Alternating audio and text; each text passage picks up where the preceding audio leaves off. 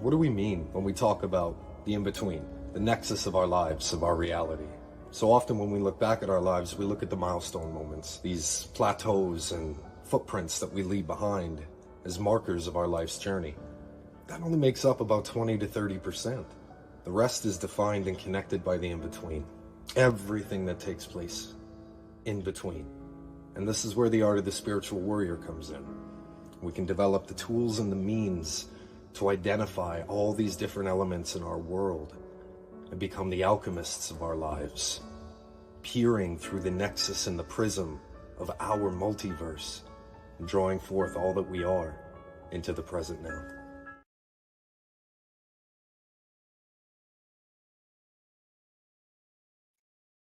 And we're back again. We're back in the wolf's den. Welcome back, everybody. It's another Friday. We're going to have a great day. We're going to have a great talk today. Coming in with a song, hot and heavy, because it's vibrations. That's what we're going to be talking about. As you can see, I've shaved a little bit, and I'm not super comfortable with it. I've talked about it before in some of my shows. This being a guy who shaves his head, this is all I get to do to play around with my look. So I thought, I shouldn't say I thought, I've been watching Supernatural. It's one of my favorite shows. And when they get to the seasons where it's just all stubble, I go, oh yeah, I like that stubble look. I want to do the stubble. So I shave and I do the stubble, and I'm like, it just doesn't fit with me. I want more hair. I want more fur there. And it's not like it looks bad by any means. I just prefer a little more fur. I don't like my mustache though. And this is even part of the vibration stuff that we can talk about. Hair and the vibrations and the presence that hair brings changes not just the physical look of how we're perceived and how we express ourselves to the world, but it changes the way we feel about ourselves, because hair is antenna. And this is indigenous teaching, very ancient indigenous teaching, which is why growing the hair or cutting the hair was always seen as a symbolic act or ritual. In a lot of the indigenous cultures that I've spent time in, and in the indigenous communities I've spent time in, when they would cut their hair, it was a sign of grieving, because something in their lives had just transformed. And all of that energy, all of that vibration gets stored in the hair. So when they cut it, it's very symbolic of allowing that stage to be released, to move on, and new growth comes in its place.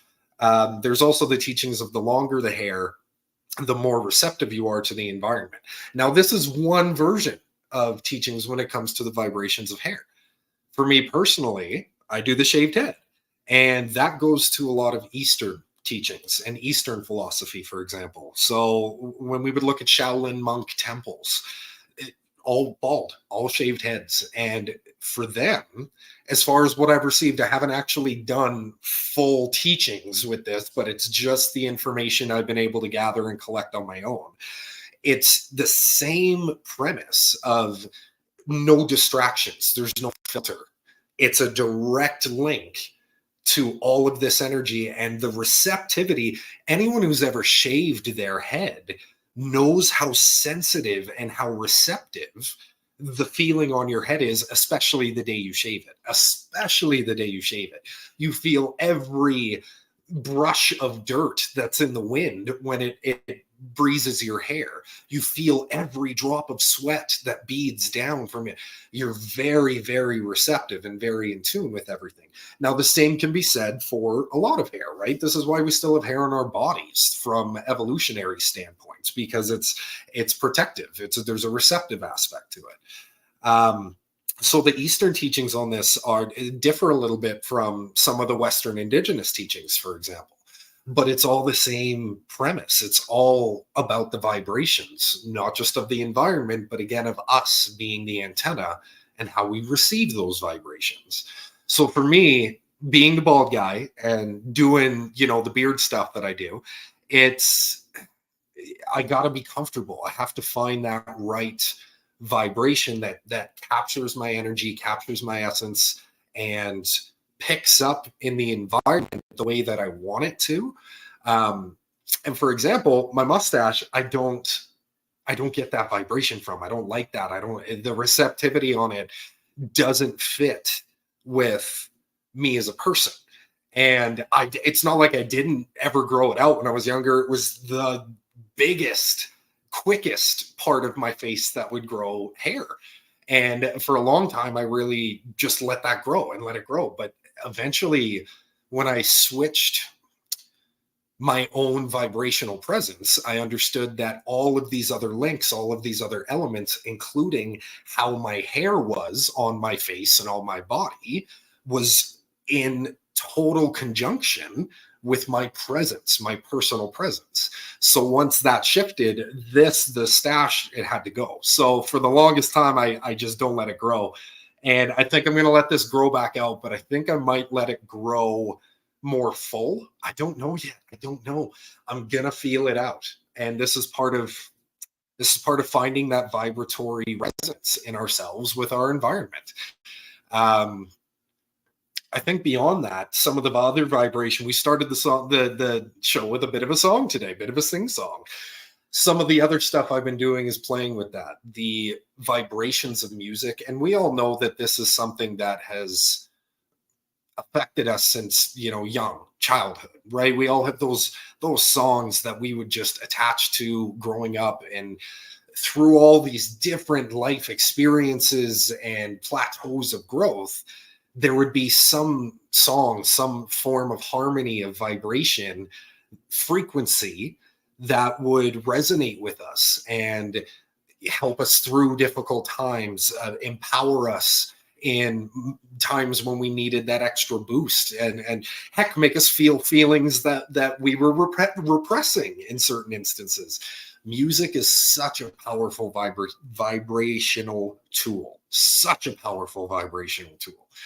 So to me, and it's interesting because I used to pursue music as a career. That was the second career path that I wanted to pursue in my youth. The first was acting, and the second was music.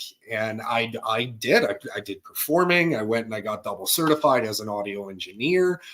I learned a lot about the industry, and I think what ended up happening in both instances was there was a wall of fear, there was a barrier of fear, and I wasn't prepared to push past it.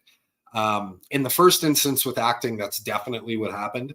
With music, that barrier of fear was also finding justification. And what I mean by that was, the more that I learned about the industry, the more I learned how easy it is to lose yourself in that industry, and how hard it is to be a genuine artist and be successful in that industry.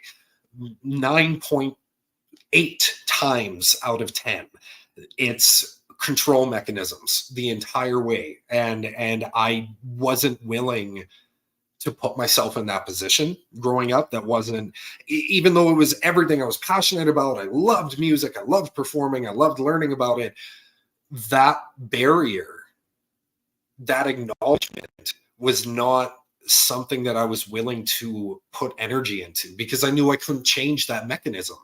I wasn't going to be able to change that overall mechanism, and it wasn't something that I was willing to subjugate my vibrational state.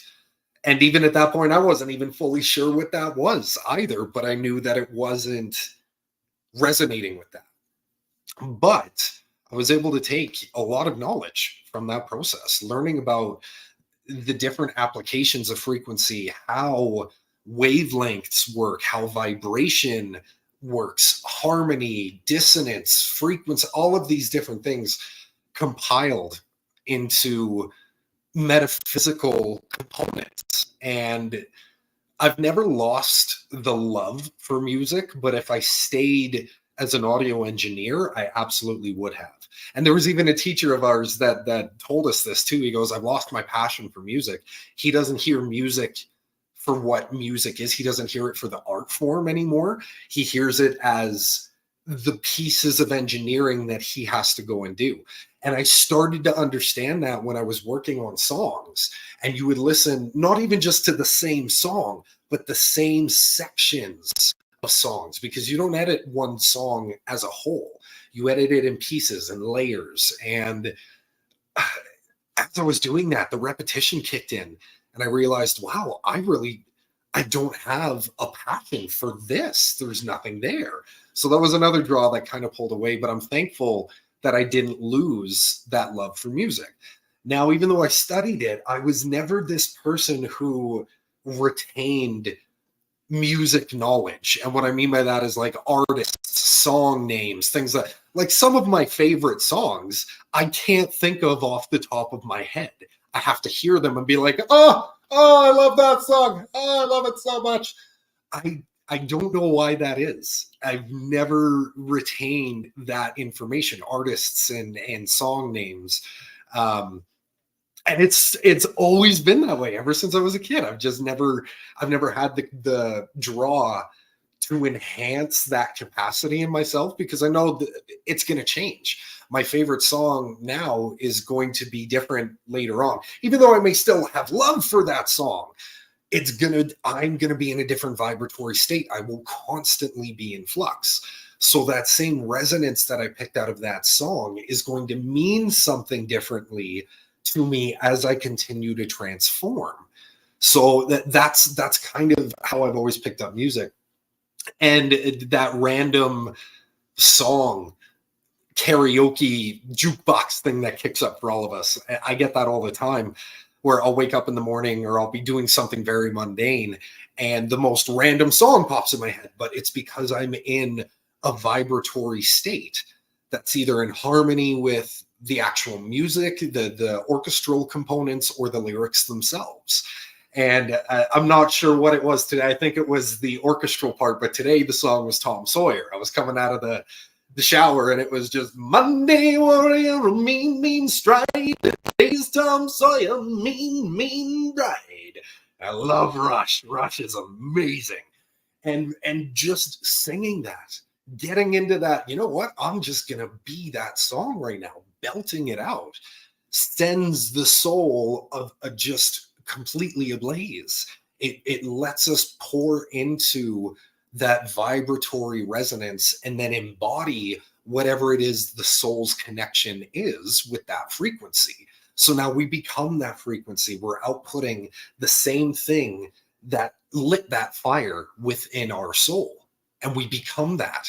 When we can put that into practice, into a generalized day-to-day practice, this goes for songs, this goes for TV shows, this goes for anything that lights your soul up like that.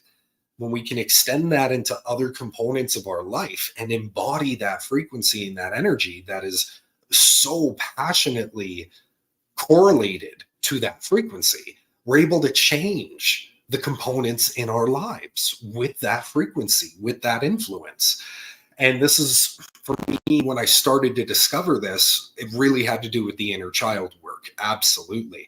That inner child isn't just about going back to being a kid again, you know, and for me, that's how it started. I would watch these old TV shows and I would go and get collectibles. And for a while, I'm just thinking, great, I'm a grown man who's watching cartoons, watching Power Rangers and buying action figures at Comic Cons. But then it clicked about that energy dynamic when I started to pour that energy into other components in my life. When I started to put it into relationships, when I started to put it into work, when I started to put it even into play, it allowed me to enliven all of those experiences with that same passionate frequency and energy. Beyond that, when we step into that space of true inner child embodiment, that's when the imagination completely loses its limitations. There's no ceiling on the imagination of a child. The only time that happens is when an outside influence says, no, you can't do that. No, this doesn't work. And then the child goes, oh, well, I guess I can't do that. We put the barriers in them as they grow in that experience instead of, I mean, I don't even want to say instead of, that's just the case in that scenario. So when we come back to the integration of an inner child and we can reach that state of removing that ceiling on our imagination, there is no limitation anymore. That's when everything starts to compile in the aspect of we're able to understand the symmetry between contradictions, between duality, because the imagination doesn't need a straight line to make sense of anything anymore. It's able to alchemize the experience in a way that is fully in the power of being a cosmic quantum creator, rather than simply, I'm just an ant on this planet. I mean, it's such a base premise, physical surface definition of what's actually happening here. So I play with this stuff, and how I do that is I engage. I do songs. I sing all the time. I'll have days where I'll do a full karaoke set of like Disney songs and some of my favorite rock songs just when I'm in that vibration. It's the energy that comes up in me is incredible. It's absolutely incredible, because it not only shifts out anything that's there that doesn't really have space to be there, that I'm just carrying either knowingly or unknowingly, but then it allows me to become electric again in all these other components in my life. So the inner child work, that's a big one, because that one goes all the way back. I want to say it's not even just us. Like, this starts with the generations before us. And this comes from that perspective of every generation wants to do better. Every generation wants to take what they were given and do something more with it. For the most part, that's a pretty generalized concept. Is my parents did the best they could, so I want to learn from everything that experience brought to me and do better with it when I have that opportunity. That's a pretty generalized concept. But when that comes into play, there's this perspective of, we think that we're doing things out of our own free will. I'm going to take what my parents did and I'm going to do something different with it. We're really still using what they did as a template. It's still the influence. Even when we're trying to avoid doing something, we're still using that as a generalized template for what not to do. So it has influence. It's still karmically linked to how we're doing things. The turn that I'm coming to is, instead of linking that each generation to generation, because that's where we get generational karma. This is where it automatically starts to put columns and margins for the next generation to follow, like immediately before they're even born. I don't want to follow that pattern.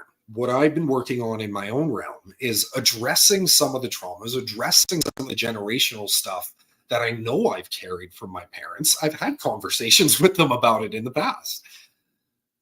I want to be able to address it, accept it, and release it. And in that same breath, go, yes, I completely acknowledge you were all doing the best you could in these scenarios. There was never any judgment involved. In the context where I didn't know what was happening, I also take my own accountability for how that reflected in how they had to react and respond to my unaware presence in those scenarios. So all of this, stuff took place, conversations, blah, blah, blah. And what I found that did was it cleared the palette, shook up the etch-a-sketch, so to speak. And it let me say, I don't have to say, I don't want to be this way, or I'm going to do this differently anymore. It simply let me just accept everything that they did do, and then acknowledge the things that maybe I didn't want to keep as a part of the influence or as a part of the parenting that they put into place. Because at the time, again, everyone's always doing the best that they can in any given moment of right now. As that right now moves to another situation of right now and another right now, and the consciousness shifts along with the presence of that, we can't look back on those other experiences and judge somebody right now for that. I'm going to take you as you are right now. And seeing the growth, seeing all these things, and the awareness and acknowledgement that has been taken through some of these conversations, there was nothing that I felt I needed to carry that I didn't find valuable from the parenting, from continuing forward. And when I was able to absorb all of that, I was able to find myself doing things like when I would write, when I would get into a speed writing thing and I wouldn't really focus on it, and I'd go back and read my notes. I swear there's almost exact moments where I would look at the sentence and be like, my mother just wrote that. And it would be almost specifically her handwriting. And yet on the other page, I would see my father's handwriting. I'd be like, okay, I've got both styles of their writing mixed in with just a little bit of my own. And then I'll do the same thing when I'm driving or when I'm cooking or when any of these things that I'm able to find their influence, their legacy still a part of me, and yet a conscious awareness towards how I'm utilizing it, how I'm choosing to accept it in my world. So that when it comes to me providing life for the next generation, for my kids, I'm not carrying that stuff that isn't valuable, and I'm not even using the stuff that was valuable as guidelines anymore. I'm setting it up based off of the same circumstance on how I address those traumas. I'm going to take the child in that moment of the right now, the same way I took my inner child and my parents in the moment of the right now to address all of that stuff. So when it comes to the moment of having my kids, there's a generalized perspective of me being a provider, me being a man, me being a father, of caretaking for the child. As they develop their own level of consciousness and imagination, I'm really going to be as aware as I possibly can of when I'm influencing, when I'm putting conditions, because as a parent, it's inevitable. There's just guidelines that we have to put into place for children, for their safety, for our own peace of mind, a whole plethora of reasons. But I'm going to actually have those discussions with my children all the time, saying, look, I'm doing this out of a guideline, out of a full conscious awareness of this is how I'm seeing it be best as the decision maker in this particular instance. When it gets to those times of them being able to make their own decisions, they're also going to be able to look back on those moments and say, okay, so that was dad's influence. What do I want to do? Now that I have the conscious awareness, I have my own level of maturity, I can start to make these calls on my own. What am I going to learn from that? And how am I going to make my own decisions based off of it? That's the influence I want to lead. And my mom did a good job of that too. My mom was really, really good about expressing that vibration of, I'm the mom, I know what's best in this scenario.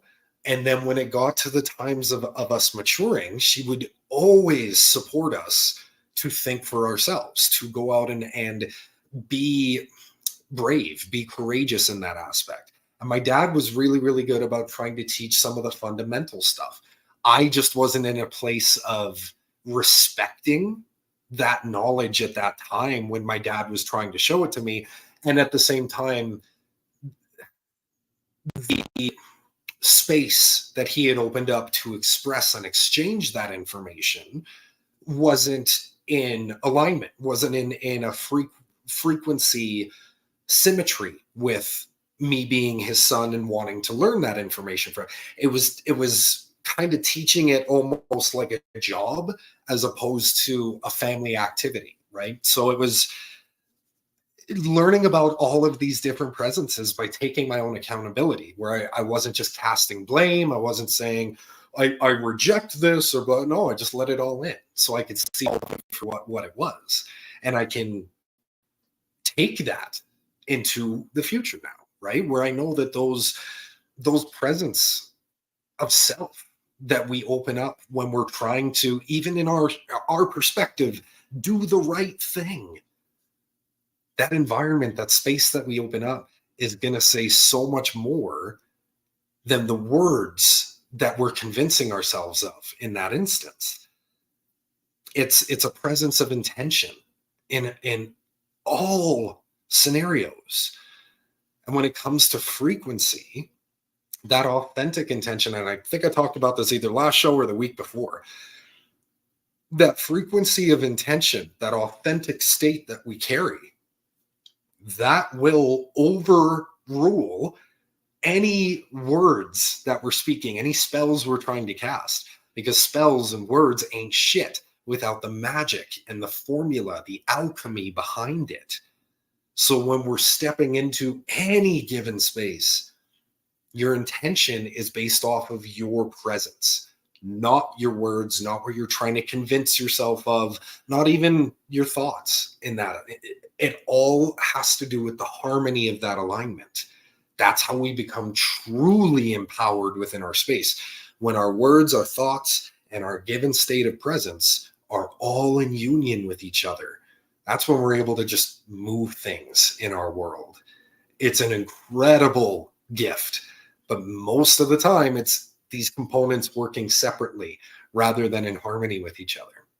And this all has to do with frequency, how we're showing up for ourselves to start with. And a lot of it has to do with narrative, the way that we think about ourselves, the way that we talk about ourselves. And when I say this now, it almost sounds contradictory to what I was just saying of, oh, well, the words don't mean anything and the thoughts don't mean anything. They do when they're in union. They absolutely do when you're in union. And the narrative that we speak to ourselves with, and I mean in those moments of real vulnerability, when you're just speaking sometimes without thinking, right? Again, we lost a component there, but that gets charged from the inside out. And then those words feed back into that conduit, and it continues that circuit of whatever charged that narrative in the first place. So could be negative, could be positive, but it's all about a conscious awareness on how that conduit is being fed. And then when we can, that's the thought component where we can link that into a conscious thought, be aware of the words that we're speaking, knowing that when they get charged, they hold meaning. But it's all about the charge. It's all about the intention behind it. We can't and this is where another piece of this, I want to say, it's just tangents flying at me. Another piece of that is when people get wrapped up in that scenario of, I'm so overwhelmed with, anger, grief, distress, whatever, and they say things that they don't, in their mind, they don't mean. Because when they come back out of that vibration, that overwhelming charge of frequency, they go, that's not my authentic self. My authentic state is not in alignment with the words that I spoke there. But they were spoke. They were expelled into the world because of that overwhelming charge of frequency, the anger, the distress, the grief, whatever it was. So it's all about that charge. When we become consciously aware of that, unionize everything, you're able to shift the immediate world around you and yourself. But this starts with the accountability with self. So again, this started for me with inner child work. And that inner child work also came, I mean, not just through doing the stuff like I was talking about, TV shows, music, blah, blah, blah, finding activities. And for me, that was engaging in martial arts. That was finding outlets of being able to really put into practice these things that I was finding in my world through the inner child work. And what I meant by that was when I would get collectibles at Comic-Con, for example. I wouldn't just grab them and say, okay, I've got collectibles now. No, I would actually sit and sometimes I would do poses and I'd put them up on the shelves and I'd do displays. I would do customization on it. I would do all of these little things that would trigger that imagination, that would get me further into that state of energy. So I would find one facet of my inner child and I delve into it and I would allow my imagination to expand through whatever it was that my inner child linked to in that moment. When it came to martial arts, it started with Kung Fu. I was doing Wushu when I first started.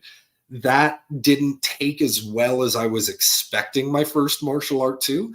And then I found ninjutsu, and I couldn't have been happier with ninjutsu because it taught me the things that I was wanting to learn right off the bat.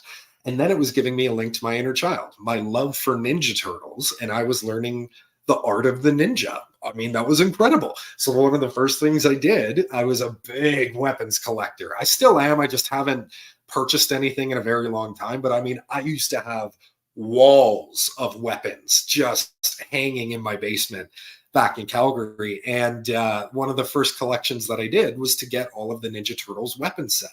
Got nunchucks, I got sais, I got a bow staff, I got 2 swords. I even got 2 baseball bats and a hockey stick just to round it off for Casey Jones, right?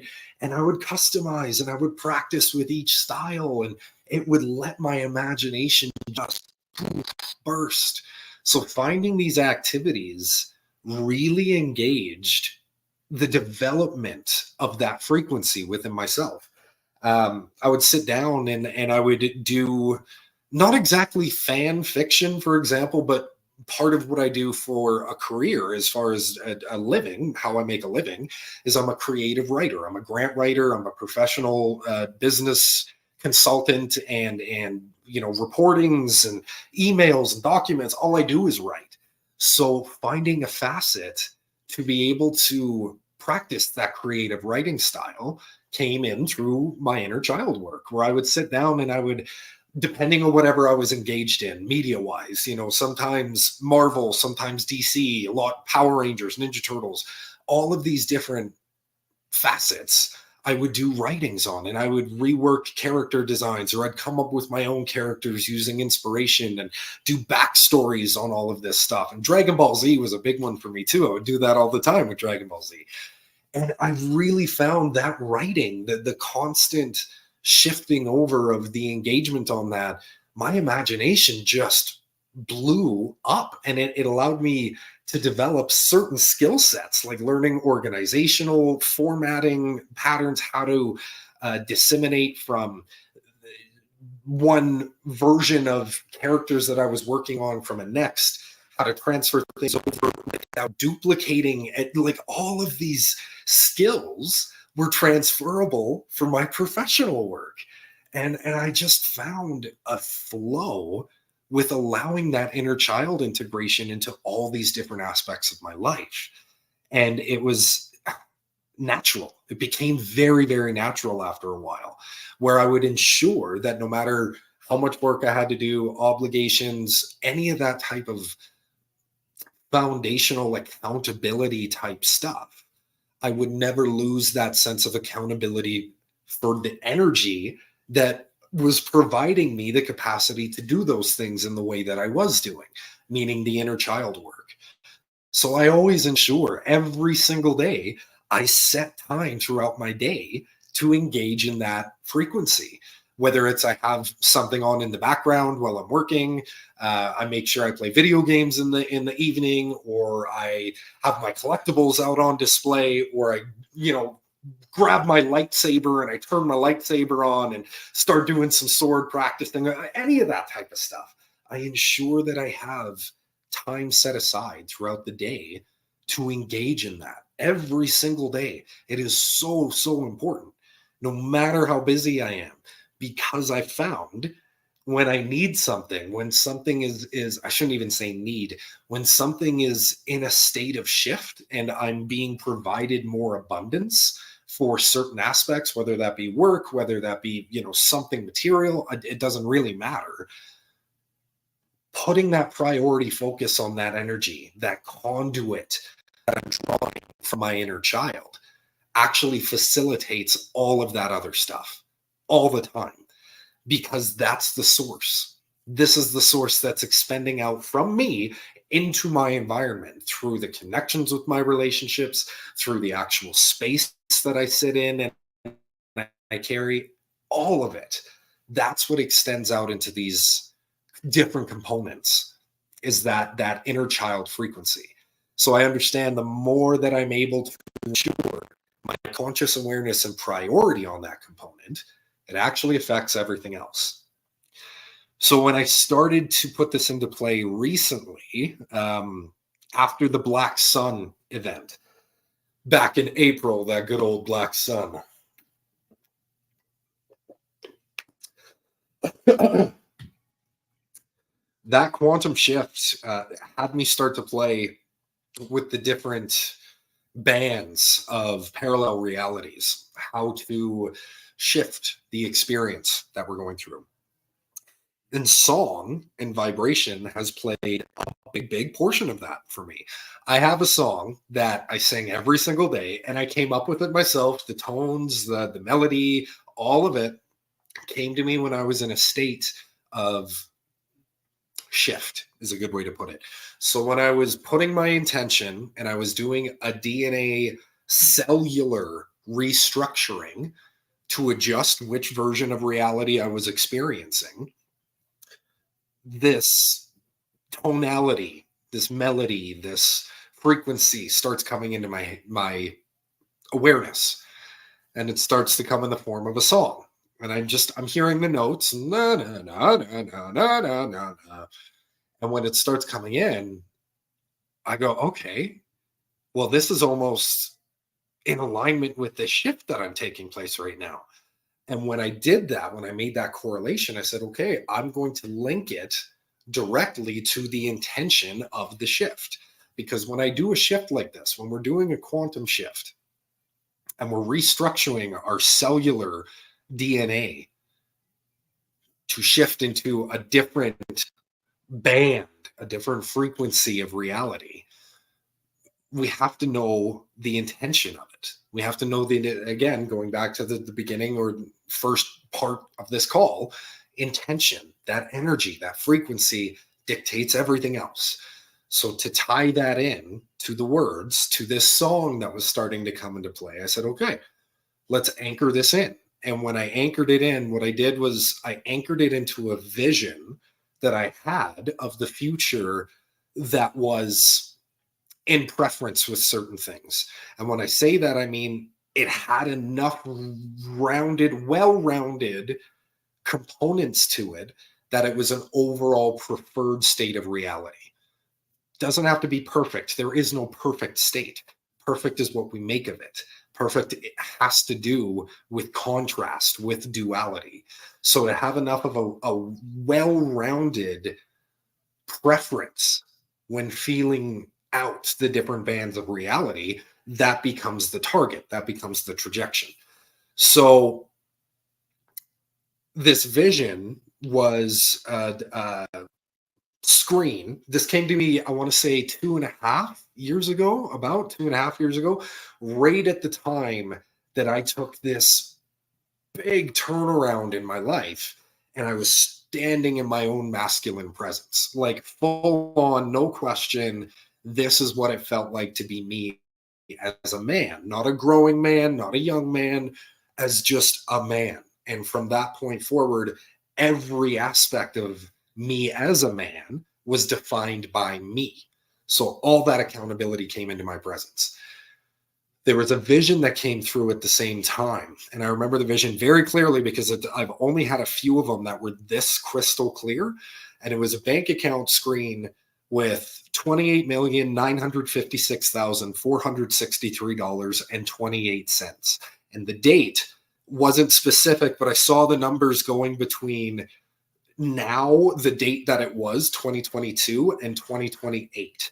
So what that told me was that number, that vision was supposed to come to fruition anytime between then and 2028. Just had to do with my process and my vibrational state, really, how I was drawing in myself into the reality where that was just in existence. So that's what I've been doing ever since then. Is I've used that vision, I've used that number as the anchor. Now, it's not about the money.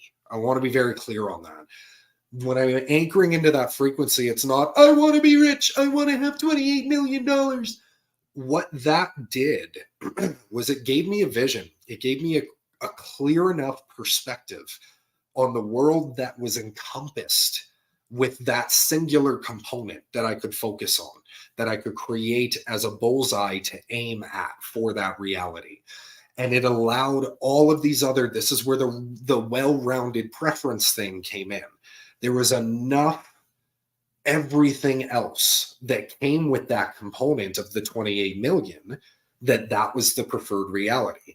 The family dynamic, the personal presence, the capacity, the freedom, the resources, the actions that were taking place in union with all of these other components, that was the preferred state. So all I was doing was using that vision that I saw as the trajectory, as the bullseye. So I turned it into a song. As that melody starts coming into my awareness later on down the road, 2 years later, I'm going through this quantum shift, and I turned it into a song.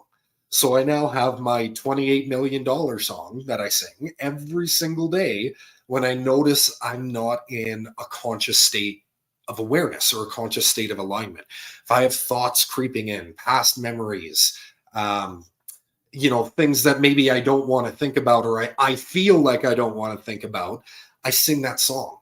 And it brings me into my state of alignment, perfectly aware that every time I anchor into that on a cellular level, on a very, very fundamental cellular level, everything else that takes place in my world is simply a part of that reality.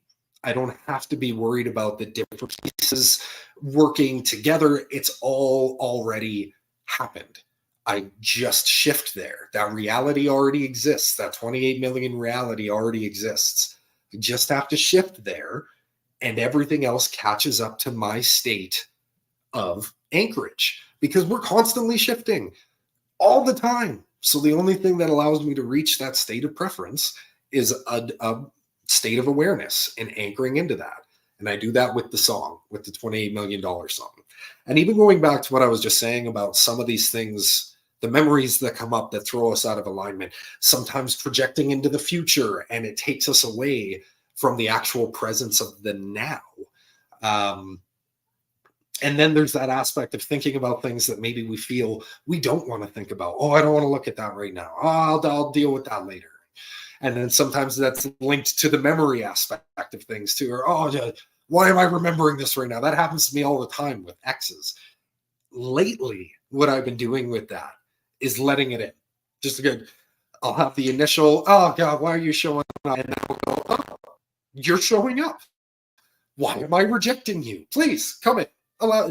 There's no greater power that we have as alchemists than to transmute that type of energy. And beyond that, when we're doing the inner work, it's those parts of ourselves that we're repressing, that we don't want to look at, that are actually the most valuable for the transformations. I've also come to kind of clarify it for myself in this way. Sometimes, yes, it could be somebody else that's thinking about you and they're projecting the thoughts out strong enough that you're picking up on it. I prefer to take accountability rather than doing that and putting the blame on somebody else. Oh, stop thinking about me. Leave me alone. I don't want to do this anymore. We become a victim in that scenario. Immediately, we become a victim. I prefer to take my accountability and go, oh, I'm thinking about you. So when I'm thinking about you that I'm thinking about is actually just a version of me that's being played by you. It's a part of me that I haven't forgiven yet for those experiences. Maybe it's a part of me that I haven't accepted yet because I didn't take accountability for who I was in those scenarios. Bottom line is I look at it as it's just another version of me. When I have those thoughts, when I have those memories, those frequencies come up that, oh, I don't want to look at that right now. Leave me alone. I don't want to be a victim. I never want to be a victim. Understanding that that is just another component of me allows me to say, well, I don't want to reject myself. I will never reject myself. That doesn't fall into context of doing inner work. So I allow it in. And as soon as I stop fighting and I just let it be, everything settles into place because I'm choosing my conscious state of frequency all the time. So when we do that and we can say, oh, that's just another version of me, we integrate it into that conscious intention. It no longer has this external influence. And this goes back to martial arts training. One of the greatest self-defense techniques you can ever have. Don't fight. It's quite literally that simple. This is why any really, truly good martial arts instructor, the first lessons they're going to teach you are going to be how to avoid fighting. Never go have that perspective of putting up a fight, because as soon as we do that, we put up a wall for something else to fight against. Even we made in our minds, I'm fighting for the right reasons, I'm fighting for this. Doesn't matter the justification. When we put up a fight, something has us to fight against. If we pull that fight back, we just say, I'm not fighting. There is no fight. There is no fight. One person can't fight by themselves. And if they do, all they're hurting is themselves. Take away the fight. And this comes with the components of looking at the different aspects of who we are. Don't fight yourself. Don't reject yourself. Accept yourself. Love yourself. After that, the trauma and the wounds have gone so deep that you still find, oh, I'm carrying this, even though I thought I've accepted that as part of myself. Then that's the time, those are the areas again that need the most attention, need the most frequency and awareness put to them, because those are going to be the biggest transformative points in all of us. This went for me, this went for almost everybody I've known in my circle. Those pieces that we don't want to look at are the ones that will take us through the biggest cosmic gates that we can imagine. So that's a little bit about that, a little bit about frequency. Let's see, do we have any comments come in? Nope, no comments that I can see. That's fine. People are just taking in the story today. That's a beautiful thing. That's a good thing too. Yeah, I mean, for a long time, I used to justify being a victim in my own space. And I think that's more common than not, to be honest, when people are going through those layers of discovering what their own trauma is, because a lot of that has to do with simply taking the awareness to these different components. And, you know, this goes back to an experience I had with an ex where, without raising my voice or calling her down, I was laying facts out of something that she had done that, you know, we're not going to get into it. It was not good.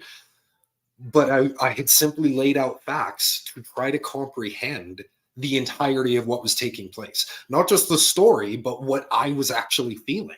Because it was so layered upon layered with you know, aspects of deceit and all these different factors that I didn't know what I was feeling.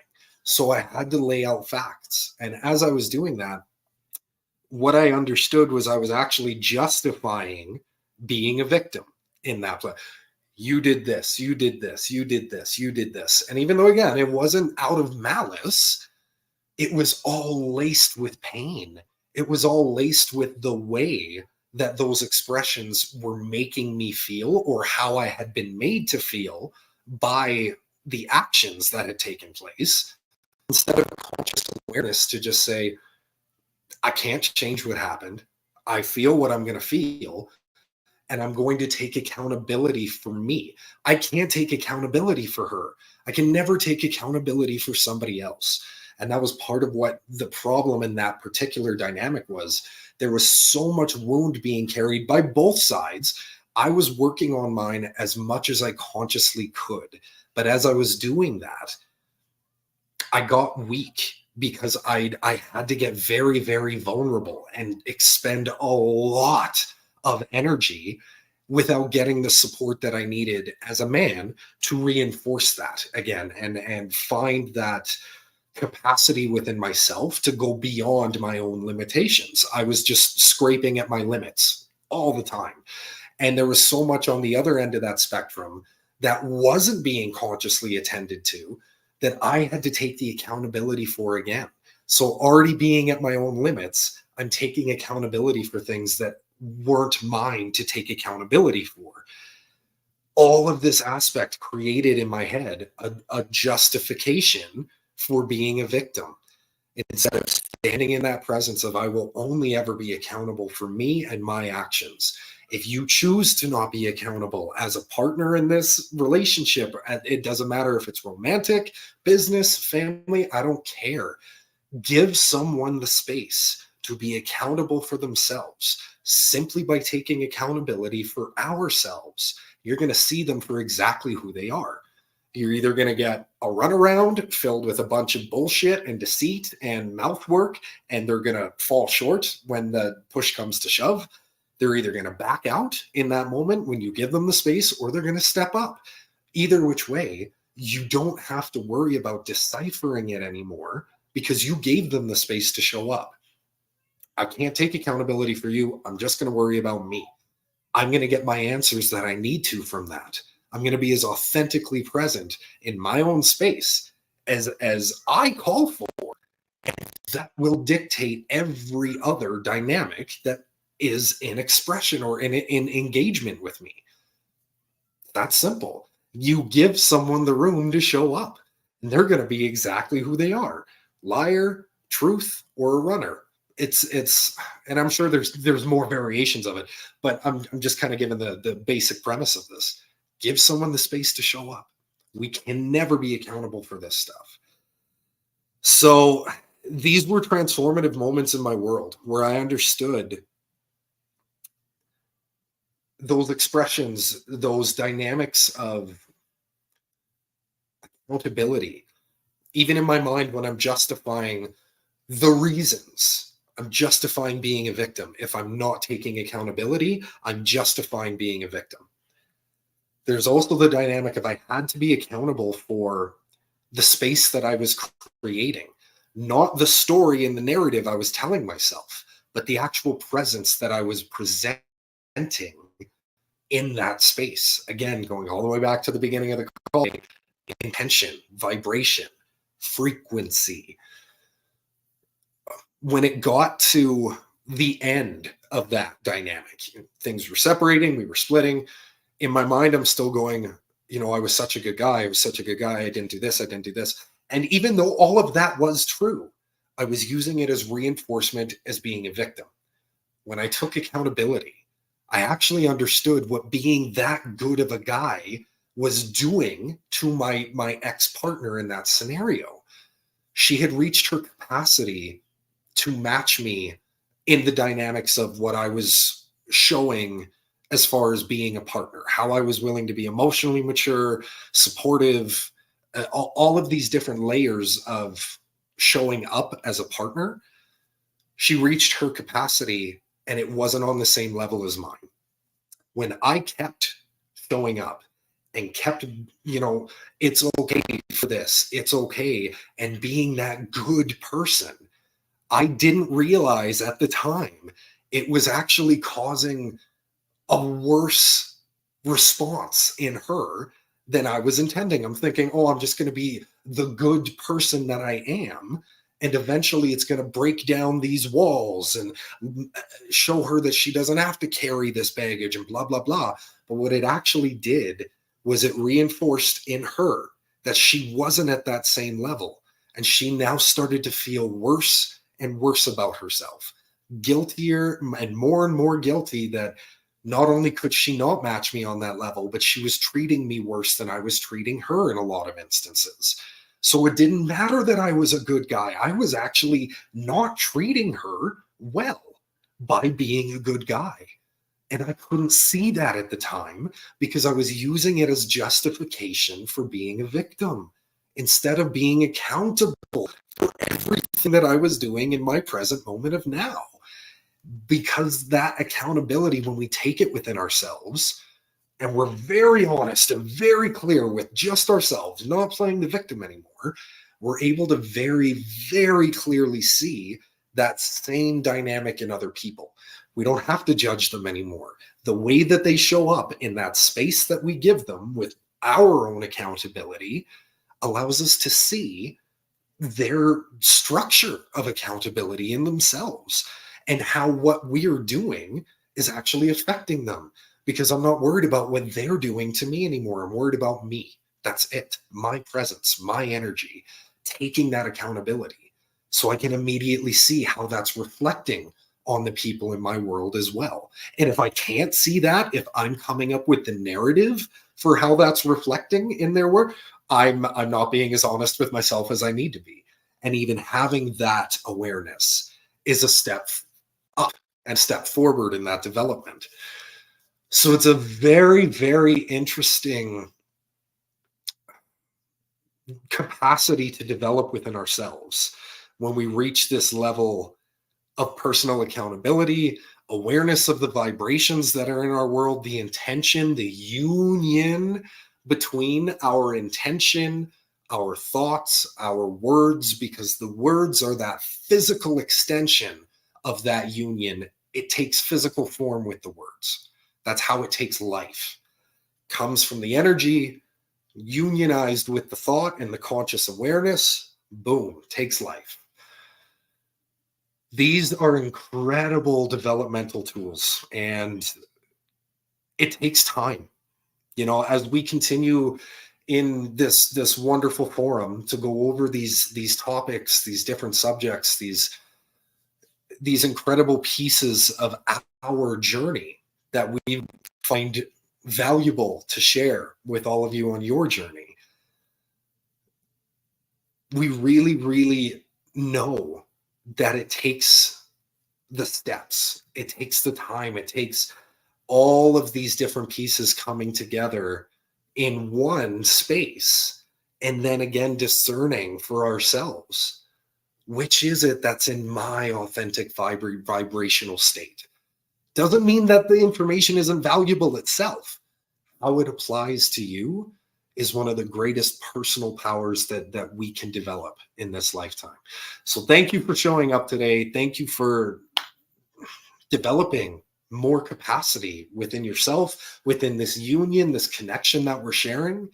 And I cannot wait to be here back again next week and continue this growth with you all. It excites me, puts a smile on my face all the time.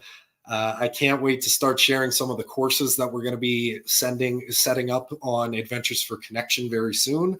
If you haven't looked into that, please check it out. We're going to be putting together a bunch of different things on there, and we're really excited about where it's headed. So thank you so much, everybody. Have an absolutely wonderful weekend. We're going to see you next week. Stay frosty. Love you guys. Take care.